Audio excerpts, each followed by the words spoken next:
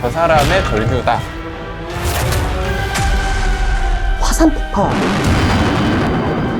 동물 비명 소리도 이건 찐이다, 진짜다.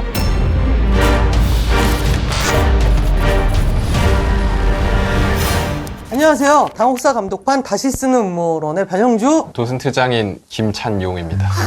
도슨트장인.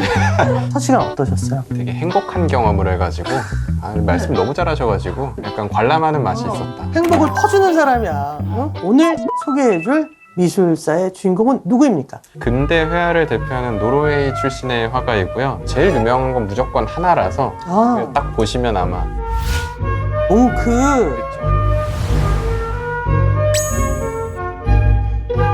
이분 이거 하나 그린 거 아니에요? 전 세계 모두가 이 사람의 2만 점 중에 19,999개는 잘 몰라.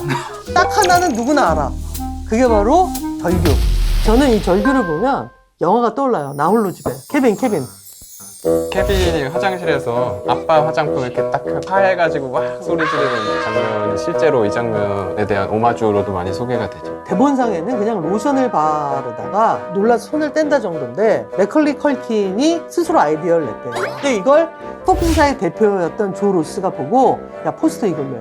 그래가지고 이게 나홀로 집의 시리즈의 포스터로 계속 이제 시그니처 포즈처럼 사용이 된 거고. 근데 맥컬리 컬킨도 대단하네요. 그 나이에 오마주 하듯이 할 생각까지 했다는 건. 그 친구도 모든 재능을 일찍 다 쓴 거죠. 그러니까 지금 모습이 너무 안타까워가지고 좀 그렇긴 한데 그 컬킨 덕분에 절규가 어찌 보면 대중적으로 되게 많이 알려지게 되기는 했잖아요. 근데 그 때문에 조금 약간 생각을 달리 하시는 부분이 있는 게 저 작품에서 소리를 지르고 있는 대상이 무엇이라고 혹시 생각하세요? 잘못 물어봤나요? 그러니까 단 한 번도 그런 생각인데 쥐를 본 거 아닐까요?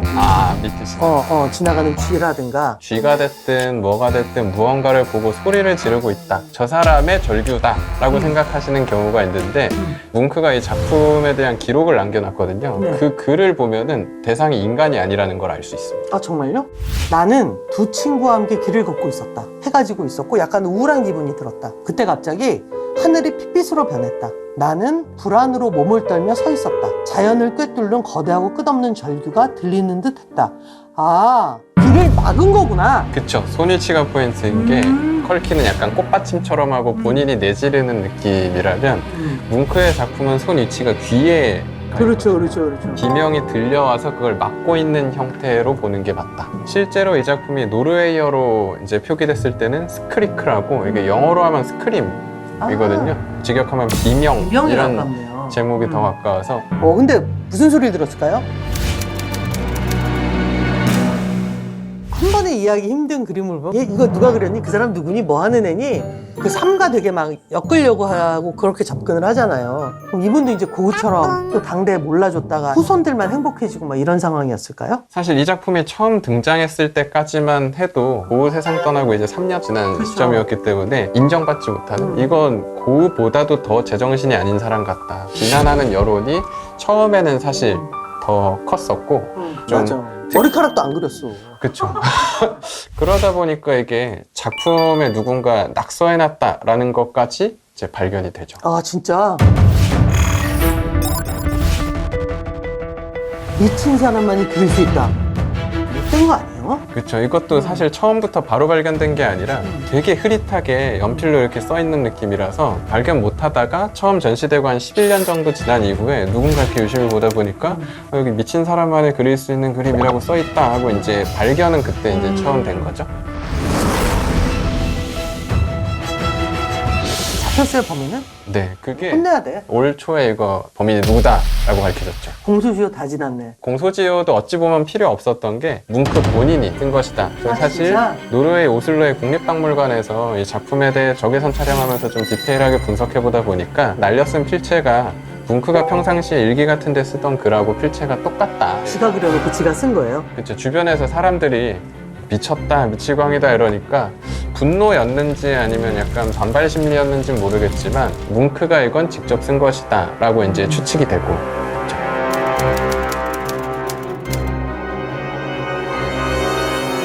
상황적 배경으로서 우리가 접근해서 절규를 해석하려는 시도가 아무래도 많았거든요. 그렇겠죠. 뭉크가 절규 제작하기 1년 전에 제작한 작품이 사실 다른 게 하나 있거든요. 해질녘의 어지러운 분위기라는 작품이 있는데 아, 같은 공간이네요. 그렇죠. 배경을 보면 구도하고 되게 비슷하죠. 에케바르크 언덕이라는 공간인데 뭉크는 사실 자기 작품 제목 중간중간 바꾸기도 많이 했거든요. 아, 그래요? 그래서 이 작품도 절망이라고 작품 제목을 바꾸고 그리고 이게 어찌 보면 나의 첫 번째 절규였다라고 본인이 기록을 남기죠. 이 사람은 고흐하고 분명 다른 궤적이 있는 게 절망이 그려졌던 그 1892년이 뭉크가 노르웨이에서 인정을 받아가지고 재능이 있다 해가지고 이제 장학금을 받고 그림 배우려고 유학을 떠났었는데 희망 갖고 갔다가 진짜 절망을 갖고 돌아오게 되거든요. 아, 니스에 갔다가 도박에 빠지는 바람에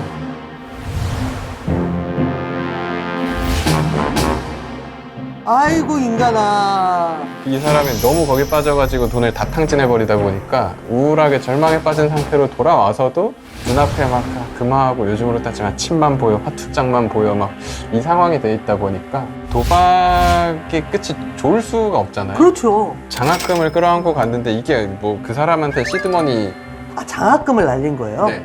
그러니까 뭐 이 그림 너무 이해되는데? 그러니까 여러 감정이죠. 어. 약간 우울과 더불어 네. 아 쪽팔려 집에 어떻게 얘기하자면 그 복합적 감정이 여기에 다 투영됐을 거다라고 또 많이 소개가 되긴 하죠. 노르웨이 와서도 도박을 한 거예요. 안 그래도 그것만 해도 자기한테는 절망인 상황이었는데 절규가 제작되는 시점에서는 여동생이었던 그 라우라라는 사람이 정신병원에 입원해 있어가지고 병원 갔다 오는 그 길 자체가 너무 우울했던 거죠. 이게 실제로 라우라가 입원해 있었던 그 정신병원이 배경이라고 말씀드렸었던 저 에케바르크 언덕 저 뒤편에 위치해 있었다라고 소개돼서 면회 갔다 오는 길이었을 수도 있는 거구나. 그쵸. 하필이면 저 언덕 옆에 오슬로시의 도살장이 또 있었어서 또 그 동물 비명 소리도 막 언덕 지나가는데 계속 같이 들어야 되다 보니까 저기 갔다 오는 길은 안 그래도 힘든데 저기 가족이 있다면 진짜 버틸 수 없는 수준이었을 수 있는 거죠.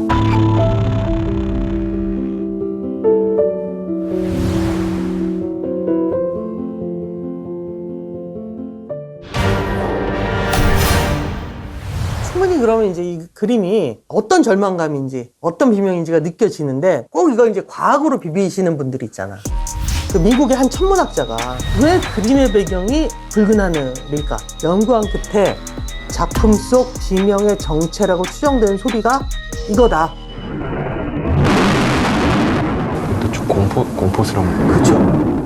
이게 뭐냐면 인도네시아의 크라카타우 섬에서 화산 폭발이 일어났었대. 당시에 섬의 절반 이상이 날아가 버릴 정도로 엄청난 폭발이었을 뿐만 아니라 역사상 가장 커다란 폭음을 냈는데, 그러니까 그럼 또 아야 근데 뭐 아시아인데, 근데 호주에서도 그 소리를 들었다는 거야. 4,500km 이상 떨어진 노르웨이까지는 좀 10,000km가 넘어. 장난이 너무 심한 거 아니오? 미안. 그러니까 이제 이분이 천문학자지만 그래도 과학을 배운 분인데. 그쵸. 네. 너무 뗐으면 안 되죠. 아까 제가 읽었던 글에 따르면 하늘이 갑자기 핏빛으로 변했다고 그랬잖아요. 화산재 영향 때문에 엄청난 양의 먼지가 대기를 덮으면서 노을색을 더욱더 붉게 만들었다는 거죠. 뭉크가 사는 노르웨이 신문에 이 사건을 보도했다는 거예요.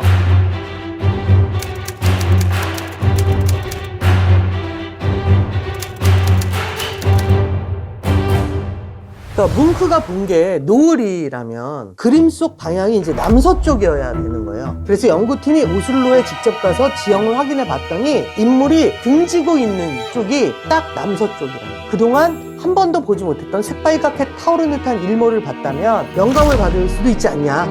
근데 저는 개인적으로 그 주장에 대해서는 약간의 모순이 있을 수 있다고 보는 게 그 화산 폭발이 일어난 건 1883년으로 기록이 되어 있는데 뭉크가 절규를 제작한 시점은 1893년이기 때문에 10년의 갭이 있거든요.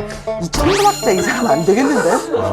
보기에 따라 다를 수는 있는데요. 경험이라는 것을 우리가 어떻게 바라볼 거냐. 천문학자의 시선에서 보면은 10년의 갭이 있어도 10년 전에 했었던 그 경험에 대한 기록이라고 할 수 있는 작품이 뭐 절규이다.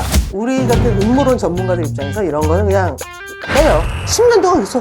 그날 그 소리 장난 아니에요. 그 섬의 화산 폭발 때문에 그 소리, 아, 이런 건 하나 더 있어요. 붉은 하늘의 모양에 주목하는 거예요. 화산 폭발로 인해서 하늘이 붉게 물들 수는 있지만 그림처럼 요동치는 효과는 내지 않는다는 거예요. 그래서 이런 모양의 자연상은 따로 있다. 보시죠. 아, 오. 비슷하죠? 되게 흡사하네요, 이거는. 음. 진짜 시각적으로 봤을 때 닮았다라는 생각이 들긴 하네요. 이게 자개구름이라고 절대 쉽게 볼 수 있는 게 아니고 희귀구름이에요. 희귀구름. 갑자기 적절한 온도와 습도가 이렇게 막 절묘하게 맞아 들면서 자개구름이 딱 보였다는 거지. 희귀현상으로. 믿기에 따라서 사실 다른 거 같긴 해서요. 뭐 뭉크가 내가 이거 뭐 화산폭발 봤다, 자개구름 보고 그렸다 이렇게 얘기한 건 사실 아니니까. 근데 뭉크란 예술가가 미술사조 개념으로 구분할 땐 표현주의란 장르 안에서 제일 선두주자에 해당하는 예술가로 소개돼서 보이는 걸 정확하게 따라 그리는 게 목적이라기보다는 자기가 느끼는 감정을 표현하려는 예술가로 소개가 되다 보니까 그런 과학적인 어떤 증상을 보고 표현했다고 한들 어떻게 하면 내가 지금 느낀 이 감정을 대입시켜서 전달할 수 있을까, 감정 효과에 대해서 더 고민을 많이 했을 거라고 생각하는 게 일반적으로 뭉크 작품을 보는 관점에선 맞을 수 있을 것 같고요. 특히 그 독일 베를린 가서 작품을 제작하던 베를린 시기에는 어떻게 작품을 선보였을 때 가장 잘 노출될 수 있을까, 이런 걸 좀 고민하면서 작품을 하다 보니까 전시 기획도 본인이 직접 진짜요? 참여했다고 소개되거든요. 베를린 가서 그때는 히트를 친 거네. 네, 그때 해서 20세기 초까지 이제 브랜드 확 만들어가지고 아, 진짜? 영웅이 되는. 이분은 입신양명했네. 그렇죠. 실제로 그 노르웨이 화폐를 보면은 2001년에 뭉크 본인 얼굴하고 뒷면에 태양이라고 뭉크가 그렸던 작품까지 이렇게 같이 새겨져 있는 형태로 되어 있고요. 살아 계실 때는 1933년에 그 노르웨이 최고 명예 훈장이라고 할 수 있는 대십자가 훈장까지도 받는 수준이었기 때문에 노르웨이가 드디어 유럽을 뒤흔드는 예술가가 나왔어 이러는데 인정받고 주로 활약했던 베를린에 새로운 깃발 하나가 철럭철럭이네. 그죠. 바로 히틀러가 정권을 잡으면서 나치의 시대가 시작되는 거죠. 그렇죠. 이 이야기도 좀 다르게 흘러가게 되는 거예요. 근데 뭉크는 고향으로 돌아가거든요. 집에 갔더니 편지가 하나 날아온 거죠. 2주 안에 이 노르웨이 떠나라 하고 퇴거 요구서라고 이렇게 딱 날아와가지고 얼마 전까지만 해도 막 국가의 영웅이라고 얘기해놓고 갑자기 이제 돌아왔더니 쫓겨날 것 같은 이런 위기에 처하는 아이러니한 상황이 벌어져요. 왜요? 왜는 아니 왜 국가 영웅화가 장래 목소리 막 철십자 깃발 거리 행진까지 했다면서요. 너 나가. 나치 못 받아. 나치에 담합한 거 아니냐.